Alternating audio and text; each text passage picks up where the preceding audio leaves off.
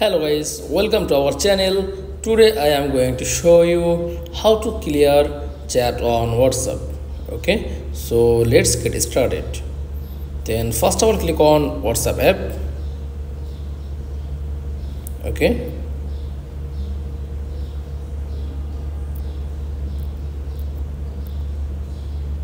tap on someone and click on okay, then back, click on three dot option. Okay, and tap on settings, scroll down, tap on chats option. Okay,